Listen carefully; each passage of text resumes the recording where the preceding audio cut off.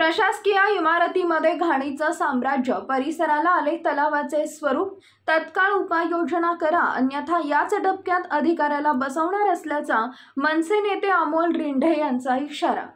बुलढाणा हे जिल्ह्याचे मुख्यालय असून बस स्टँडच्या बाजूला असलेल्या प्रशासकीय इमारतीमध्ये बहुतांश विभागाचे शासकीय कार्यालय आहे। यासाठी जिल्हाभरातून अनेक अभ्यंगत आपल्या कामानिमित्त येत असतात। मात्र याच प्रशासकीय इमारतीच्या आवारामध्ये घाणीचं साम्राज्य पसरले असून पावसामुळे अक्षरशः या परिसराला तलावाचे स्वरूप आलेले आहे। त्यामुळे जिल्ह्याभरातून आलेल्या नागरिकांच्या आरोग्याला धोका निर्माण झालाय। याकडे प्रशासनाचे पूर्णतः दुर्लक्ष झाले असून तात्काळ या संदर्भात उपाययोजना कराव्यात अन्यथा याला जबाबदार असणाऱ्या अधिकाऱ्याला याच डबक्यात बसवणार असल्याचा इशारा मनसे नेते अमोल रिंढे यांनी दिला आहे। सूर्या मराठी न्यूज साठी अनिल सिंग चव्हाण, बुलढाणा।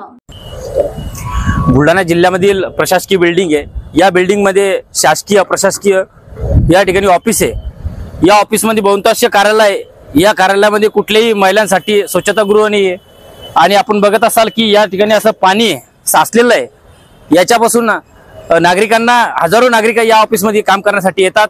या नागरिकांना धोक्याची घंटा निर्माण होऊ शकते।